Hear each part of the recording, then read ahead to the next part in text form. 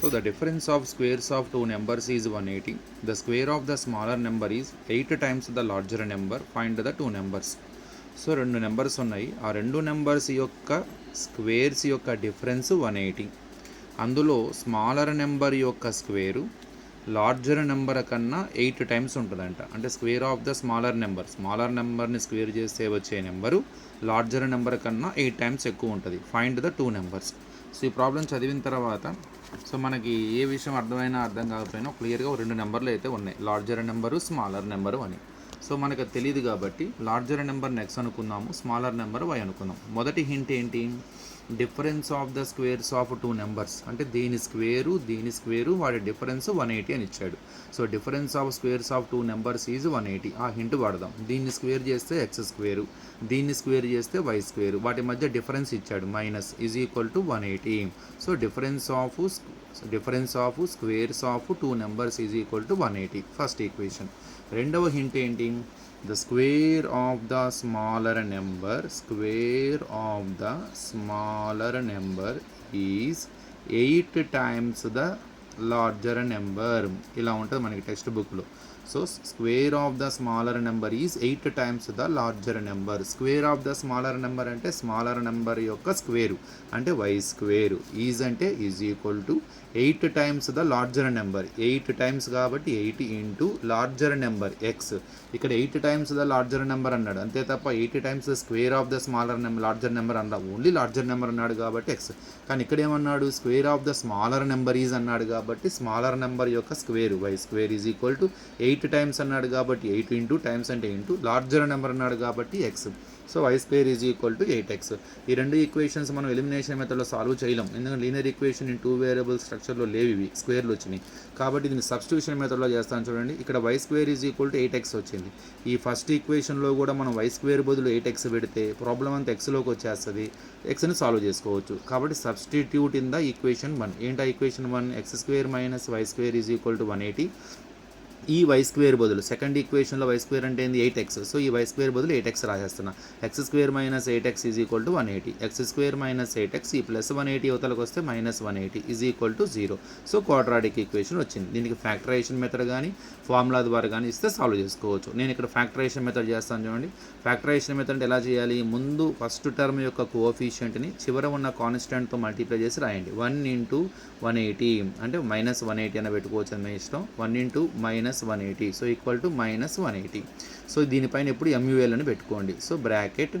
So ఈ bracket లోపల ఏదైతే ఉందో మధ్యలో ఉన్న న్యూమరికల్ కోఎఫిషియంట్ ఎక్స్ యొక్క కోఎఫిషియంట్ని సింబల్తో సహా రాసుకోండి. ఒకవేళ అక్కడ ఏమీ లేకపోతే 1 పెట్టుకోండి. -8 ఉంది.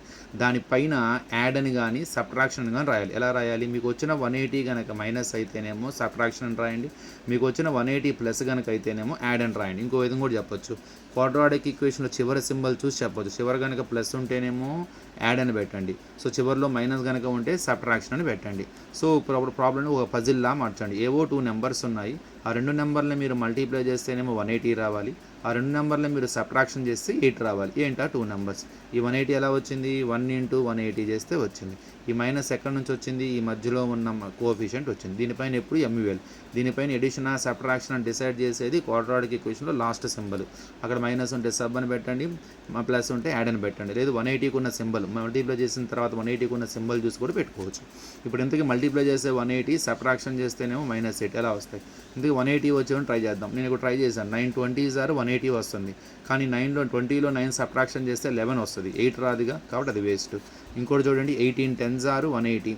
18లో 10 సబ్ట్రాక్షన్ చేస్తే 8 డిఫరెన్స్ వచ్చేస్తుంది. కాబట్టి ఇవి మనకి సూటబుల్, ఇది పర్ఫెక్ట్ పెయిర్ అన్నమాట. సో ఒకటి 18 ఒక 10, ఎందుకంటే 18 10s 180, 18లో 10 తీస్తే 8. ఇంతకీ ఇక్కడ సబ్ట్రాక్షన్ చేయమంటున్నారు. సబ్ట్రాక్షన్ చేస్తే రావాలి. మరి సబ్ట్రాక్షన్ చేయాలంటే వీటికి ఎలాంటి సింబల్స్ ఉండాలి? రెండు సేమ్ సింబల్ ఉండాలా, డిఫరెంట్ సింబల్ ఉండాలా? మనం రెండింటికి సేమ్ సింబలే పెట్టామనుకోండి, 2 ప్లస్లు కానీ 2 మైనస్లు కానీ, అప్పుడు యాడ్ చేస్తాం. సబ్ట్రాక్షన్ ఎందుకు చేస్తాం? అప్పుడు 18కి 10 యాడ్ చేస్తే 28 వస్తుంది. మనకి ఇక్కడ 8 రావాలి. కాబట్టి సబ్ట్రాక్షన్ చేయాలంటే వేరు వేరు సింబల్స్ ఉండాలి. మళ్ళీ ఇక్కడ డౌట్ వస్తుంది, వేరు వేరు సింబల్ ఉండాలంటే ఇందులో ఏది ప్లస్ ప్లస్ ఏది మైనస్ అది ఎలా తెలుసుకోవాలి? సింపుల్.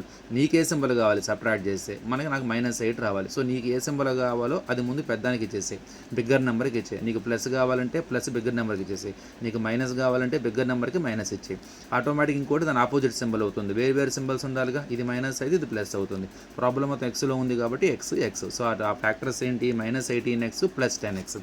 ఇప్పుడు మొదటి టర్మ్ని అంతే యాజ్ ఇట్ ఈస్గా రాసి మిడిల్ టర్మ్ బదులు ఈ రెండు ఫ్యాక్టర్స్ రాయండి. -18x + 10x.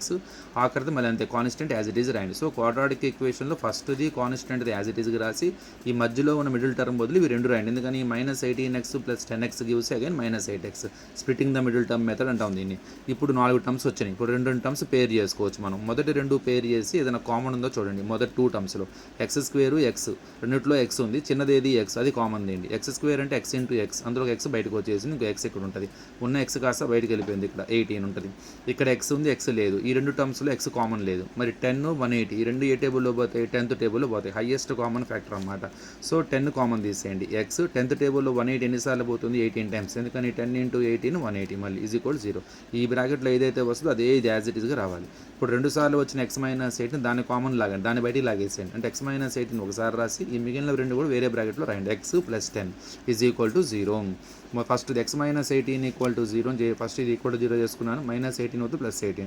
x + 10 = 0, +10 అవుతుంది x -10. పాజిటివ్ వాల్యూ తీసుకుందాం. Therefore x = 18.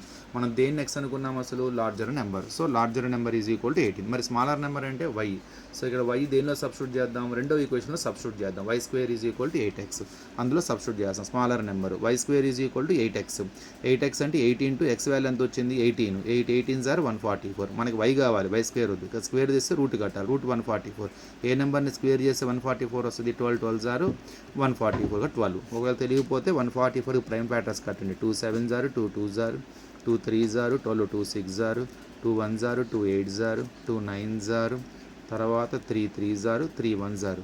వీటిని రెండు స్క్వేర్ రూట్ ఎలా కట్టాలి? షార్ట్ కట్ తెలుసు. రెండు పేర్స్ చేయండి. 2 2స్కి ఒక 2 రాసుకోండి. 2 2స్కి ఒక 2 రాయండి. 2 3స్కి ఒక 3 రాయండి. ఈ మూడు మల్టిప్లై చేయండి. 2 2s are 4, 4 3s 12. అదే square root. So smaller number = 12.